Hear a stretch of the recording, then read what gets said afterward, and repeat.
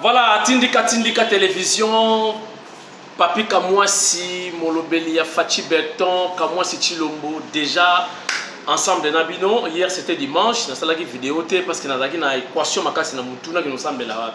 Pour la église catholique, pour la 5 ans, comportement na bango. La commune dans l'église kimbangiste. Pour la kadima. Mais du coup, nous avons basengi pardon. Balobi, même moral, na Fachi Berton, kadima wetwao, kadima biche, bayambi kadima. Lobby équation. Nazo en église catholique, tout na kenenanga juste l'église kimbangiste. Donc lobby on a samela kité, mutu ezala kaka boye, nazo yebate na okende wapi. Yango sala ipe émission ti. Mais les lots na sala émission, to bandi semaine ya sika, semaine je crois ya suka pour to kota na mois de décembre. Pour la festivité, il y a Noël, il y a bonne année, tous ensemble, il y a déjà souhait, nous souhaiter déjà joyeux Noël, bonne année, internaute sur la Tindika Télévision. Les autres sont là, dossier sensible. Chers internautes, dossier sensible, c'est toujours lié à voisin à Bisso Tozalaba. Entre autres, Ouganda, na Rwanda, na Burundi. Mingi na este ndesika makambo ezali côté ya Angola, Congo Brazzaville, Centrafrique makambo ezalaka penza te. Este bandaka Mobutu akibaka ba Rwandais na ba Ougandais AFDL secteur est mobandi comme na ba problème. Je crois que vous avez informé balobi le chef de l'État a trahi le pays. Le chef de l'État a accepté que l'armée ougandaise puisse venir intervenir, traquer les ADF ici sur notre sol. Chers internautes, on en parlera avec beaucoup de détails dans cette émission. Donc, restez branchés et scotchés. Vous aurez les détails et les analyses de Papi Kamwasi dans cette émission. Voilà. Entre-temps, du côté cohésion, unité nationale, amour du pays, Nana Manouani Kyumba, son excellence ministre près le président de la République, Mfumubuku Océan, professeur des universités, Moulongesh Wakalasa, Akutana Kipena pasteur, cohésion, unité, tout ça, et l'Obamaki n'a pas pasteur pour Bango, paix à leur tour, Bakende côté à Bandimina Bango. Cohésion et unité nationale pour nous préparer Mboka Izala bien parce que l'élection Izali Koya il faut payer l'élection elle est vraiment Izala crédible et pourquoi pas apaisée et transparente. Voilà, c'est essentiel. Chers internautes, donc pour mon image nege nana manwani na Kyumba son excellence azala kina ba batona nzambe na bandimi na bango pe ba kima kite balana ki ba pasteur na bango pour nous assister nana manwani na Kyumba pour ateya les loba ya cohésion nationale. Willy bakonga tout la mwisi kizaka. Pour yena kokima la makasi tatawa. Mais nana bimisi. Bakosi oh grâce présidentielle. N'a pas n'importe quel mouvement n'andima qui grâce présidentielle. Fumunti. Fumo di tunga lobi kamunuku ngana pesiye grâce présidentielle. Tangwa yoki kaba ebisie vutuka kuna makala kanisa ba mongo babanga kokima te kanga muyibi dongo bakonga kimi tourisme na Rwanda oyo ezali parti penza bo katelanga ngo mutulanga Jacob bo katelanga parti ona otindelango ministre ya information Patrick Muyaya azala tourisme na Rwanda. Ba visiteurs ou ba touristes ba yé ko visiter Rwanda mais les journalistes français ba do tanga Goma na Bukavu ba do kotsa na Rwanda. O ida provocation. Patrick Muyaya. Chaba batterie en marche. Faut qu'on répliquer au kebi ça ba journalistes français ba ça la tension et ça ba RRT. Mais ça ba ballon d'essai. Comment bozana ba touristes européens bazana Rwanda ozono bakeno Goma Bukavu na kati ya Rwanda ba confusion na toboya Patrick Muyaya benga la presse expliquer bango que ba kebisa ba journaliste français ba ballon de sel toboyi. Et à la fin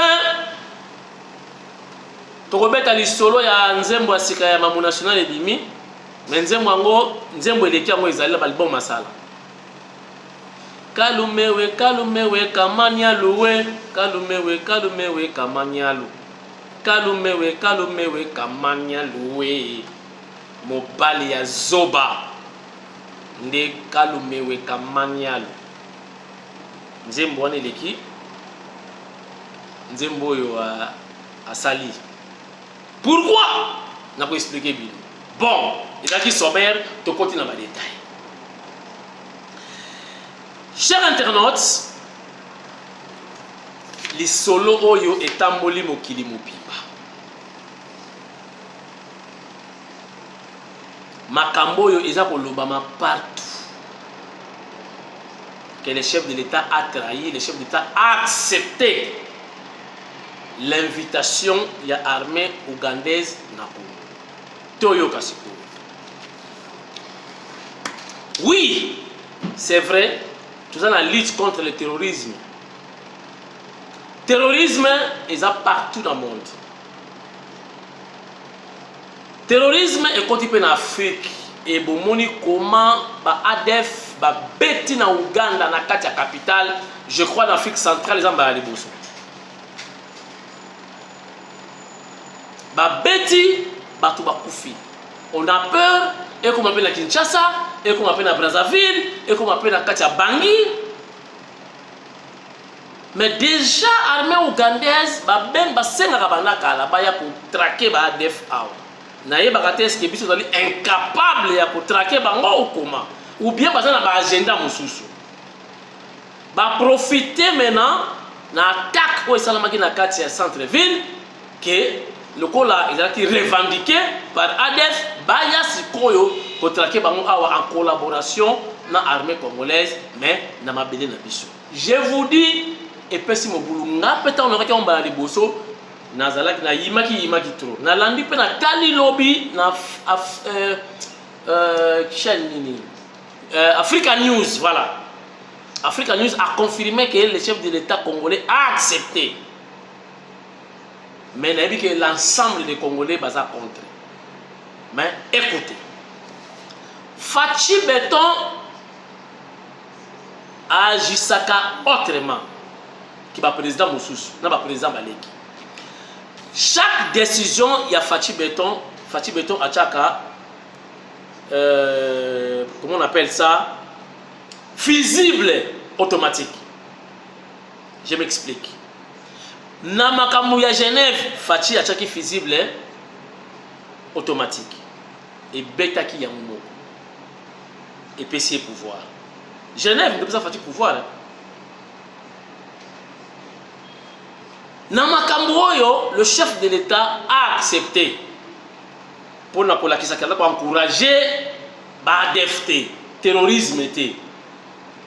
Mais le chef de l'État seul, selon la Constitution, ne peut pas engager une armée étrangère de venir opérer sur notre sol. Ça, selon la Constitution. Article.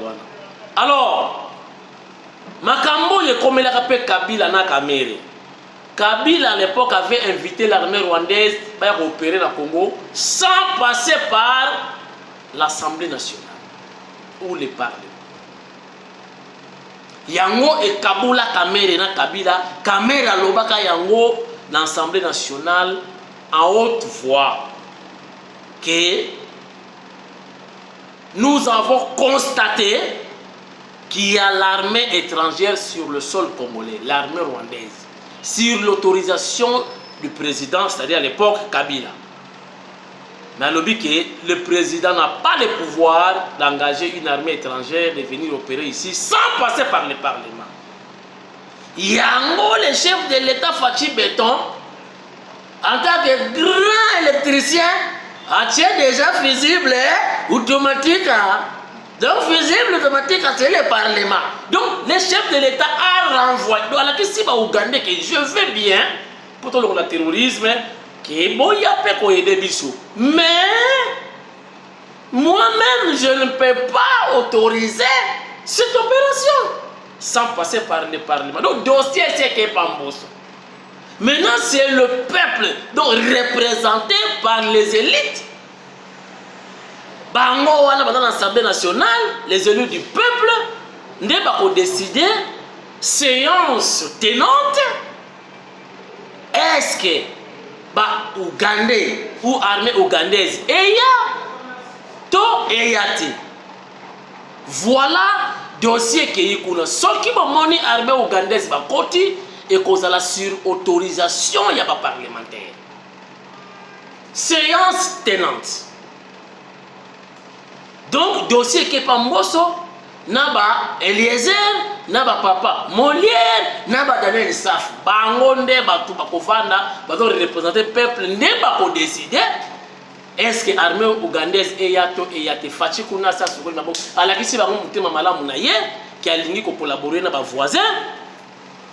Mais entre-temps azui fusible automatique a tchekuna. Et ko beta yango ko pak so que beta bi omoni ngai béton azala problème na ba ougandais te na ndima ki to sala opération wana. Mais Parlement est boyi parce que constitution est pesingai pouvoir ya ko engager bino boya coopérer na Congo. Est-ce que vous comprendre?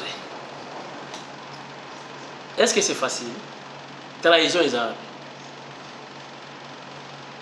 Fachi a trahi le Congo. Ouf.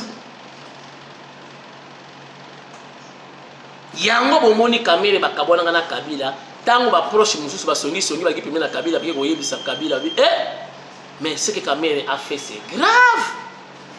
A reverser donc au coopérer na ba Rwandais. Au coopérer na Kagame. A ko ko loba gondengo wana te. O ya sala au trahison a reverser yo mbala moko boyoka ki ba yebisi Kamere a démissionné na PPRD. Parce que yé a trahi. Et pourtant, il y a que Kabila a trahi Congo, a engagé l'armée rwandaise à coopérer et pas la mission sans passer par le Parlement. Et Bandeli et Sika Kabila Bakabwana Kana Kamere Yangoa. Mais je crois, depuis la création INC. Bokomi. Voilà, chers internautes, chef de l'État Fachi Beton a trahi le Bisso, WAP. A trahi le Congo, WAP. Bale kuna so ba Ougandais wana baye botu na ba Eliezer botu na ba Safu botu na papa Molière bango ne baza nande kolanga mutando ntingi botu na ba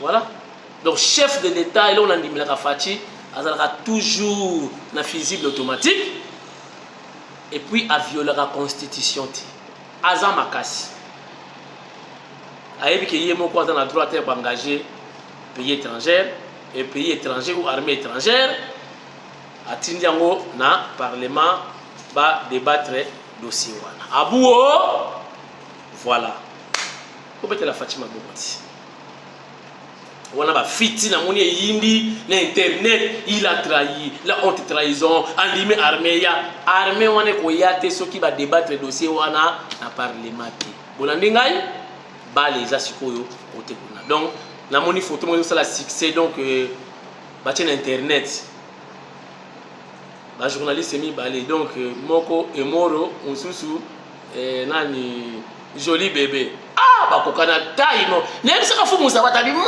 yo ala fomu ata journaliste alinga kabisoti ngam saka fumu sa ba fumu sa bata kitina pas apesi modor balanda ebunati tout la mwisi ya zaza ngana sina timbela kai kya mutu na bisoti bomoni et na buswani kai akanga si photo batina Facebook ba tout contre bango apesi face na ya la kisi kala ki mutu na bango mais je na ba matinée politique ba kala ba infiltrer ba ya na IDPS nzambe ngam na sauvera parti et si fumu sabata mi wana kota so onati wana mutu ti ba landa ye kuna kamera matani kola banzepe ye wana sikona buswanika bakanga si photo bango les comme ko koma biloko wale ye mabe mikolo trahison ateki mboka ba Ougandais ba kozwa mboka Museveni patati Museveni patata eloko ezati c'est bon Donc, dossier EKI, le Parlement. Si vous avez des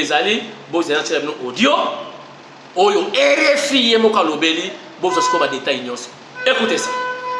L'autorisation d'une intervention de ces forces armées dans les territoires de l'Est de la République démocratique du Congo. Le président congolais, Félix Tshisekedi, vient donc d'accepter cette demande de son homologue ougandais, Yoweri Museveni. Bonsoir Victor Moria. Bonsoir Zéphirin. Alors il faut sans doute rappeler qu'au regard de l'histoire récente entre les deux pays, c'est une décision sensible. C'est surtout une information, je le disais, RFI, qui n'a pas encore été annoncée officiellement par les deux chefs d'État. Oui, la décision de Félix Tshisekedi a été prise hier soir, mais l'information ne nous a été confirmée que ce soir par une source onusienne. Selon cette source, les Nations Unies ont été officiellement informées de la volonté de Félix Tshisekedi de laisser l'UPDF, l'armée ougandaise, entrer sur les territoires du Nord Kivu et de l'Ituri. Le premier objectif est de combattre le groupe armé des ADF, les forces démocratiques alliées, un groupe qui multiplie les attaques contre les civils et les forces congolaises ces dernières années. Le 16 novembre dernier, les autorités ougandaises ont également accusé ces mêmes ADF d'être à l'origine de 2 attentats à Kampala.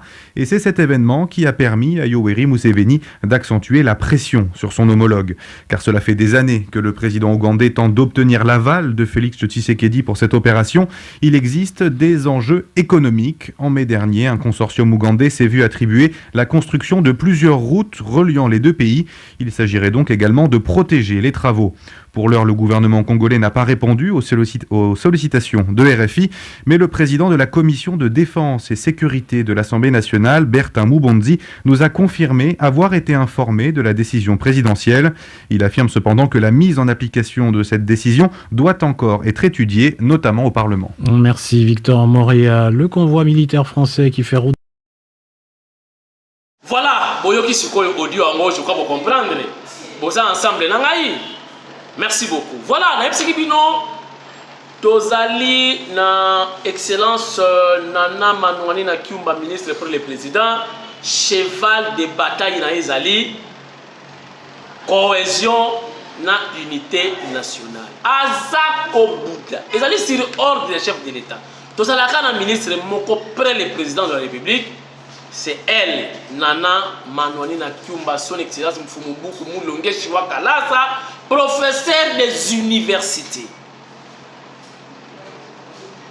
Donc, cohésion na unité nationale. Fait quoi partout? Na ba église, na ba université, na ba famille, na biso, partout. Mais à Sarana, na ba pasteur, à Yabisi, bango pe na tour, na bango ba kenekoter, bango pe na église, ba fidèle ba ye, ba pourquoi faut la uni pour l'intérêt général. Bota la nenge fedeme le kaki na ligini, batu ba yaki, ba ya koyoka, mfumu buku, na basali na nzambe, bazalaki ensemble na ye. Bota la vidéo, et puis on se retrouve tout juste après pour la continuité de cette émission. Regardez.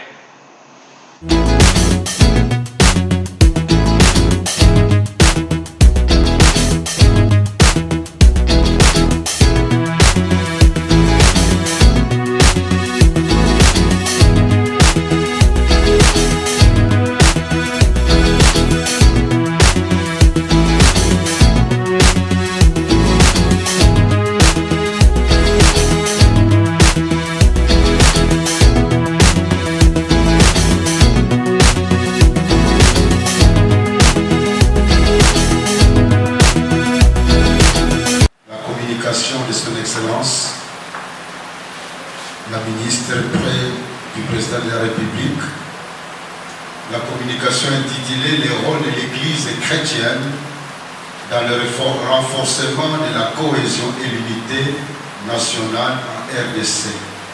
Pour le moment, je vous invite à lire avec moi Genèse 11, verset 1 à 8. Genèse 11, 1. Le verset 6 à la fin, c'est Dieu qui donne l'évaluation, que ces gens ne pourront jamais échouer dans ce qu'ils avaient entrepris de faire. Parce qu'en fait, pour Dieu, le Tout-Puissant, le Omniscient, il a pu se rendre compte que la manière dont ces gens étaient en train d'agir, il devait réussir. Mais s'ils n'ont pas réussi, c'est parce que Dieu n'était pas avec eux. Et nous, aujourd'hui, nous voudrions tirer de ce passage 5 principes pour atteindre un objectif commun. Le premier principe, ils avaient le même projet. Nous l'avons au verset 3 et 4. Sur le rôle des pasteurs dans les renforcements de la cohésion et de l'unité nationale, nous sommes divisés. Plus nous sommes séparés, il nous est difficile de pouvoir atteindre nos objectifs. Ou de nous rappeler le rôle de l'Église dans les renforcements de la cohésion et de l'unité. Le rôle de l'Église. Qu'est-ce que l'Église a à faire pour maintenir le peuple de Dieu uni et dans la cohésion?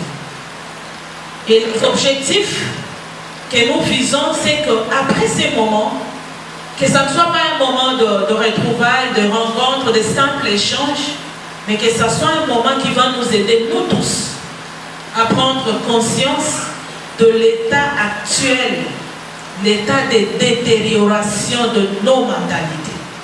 Je vous informe que le degré de destruction de nos états psychologiques, de notre mentalité, est tellement profond que ça demande un grand travail pour pouvoir amener les gens au changement. Pour avoir les types de personnes voulues, les qualificatifs que je venais de citer, il nous faut changer de comportement, changer de mentalité. Les changements que nous désirons, c'est un changement positif. Parce que l'on peut changer à l'inverse. Laisser les biens et faire le mal. Mais le changement que nous demandons ici, c'est un changement positif. Où nous devons quitter les mal, quitter la médiocrité, quitter les antivaleurs pour aller vers le bien. L'homme politique, pour réunir les gens, il lui faut du moyen, il lui faut du temps, il lui faut plusieurs stratégies.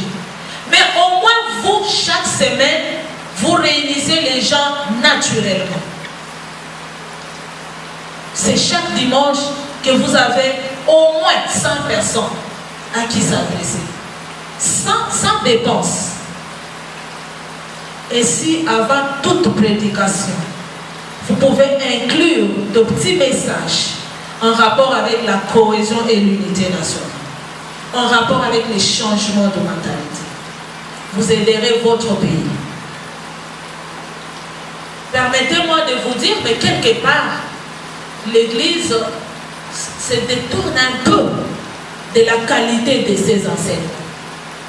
Vous commencez à prêcher pour nous satisfaire, au lieu d'être dur envers nous. Vos prières. Ne soyons pas des églises ou des hommes de Dieu qui maudissent leur propre pays. Parce qu'il y en a qui disent qu'il y a un rôle et bon manamosouti. To sambeli, to madame mangengenge, to gênant, to priya, bon rôle. Ça, on ne doit pas entendre ça de vous, s'il vous plaît. On ne doit pas attendre ça de vous. Voilà, je crois, je suis très clair. Depuis la bandit mission, vous lundi, étape par étape, nous devons évoluer. Je crois que vous allez satisfaire, vous appéter, ma caméra va continuer. Chers internautes, relativement à ce qui s'est passé dans le centre pénitentiaire ou centre de rééducation, Yamakala, c'est triste. Mukona na otala eteni longondo na monaki bango na bakonga bafanda kisikamo. Longondo abimi normalement kitoko pepele ba dossier complet. Mais ya wili ha alinga boîte. Akeneki na boîte ba récupérer azongi. Ba bimisi na nenga mayuya na yebiti bale masala ki dossier wana. tango ayokika na radio ke balobi il faut azonga na makala. Ah nani bakonga o wapi namoni mbalo yake na boîte tout feta yake côté na biso mental bake na mutu. Donc tout la mwisi kizaka bakonga lobi kivutuka na makala na kuzonga te. Mais sikoyo vie yake kobanda vie exil vie ya pasi vie ya dépense mbongo ekotaka te. Peut-être dans la réserve mususu. Mais en tout cas, pour l'angaï, ma justice, bah si ça kangu. Si ça, comme à pepele, banda kota maloko le tendu na kota malai pepele, alikiri tuma, allez, alingiri boke, allez, pour aza pepele. Si ça dossier ya l'état ba konga ko kimati, aux acteurs politiques, aux la ba vision.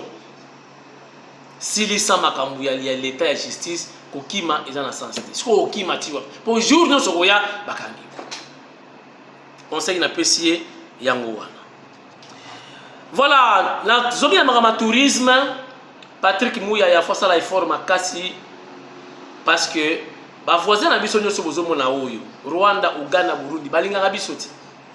Bazako convoiter biso. Souci na bango ba donc souci na bango za la ba congolais ba bakeno surtout que na Rwanda boya na Congo na simu kwana ba ko sieta bango nyoso. Ba okati sa ya ko sieta bana na Rwanda tina Congo. Contentez-vous de ce que vous avez dit la Bible.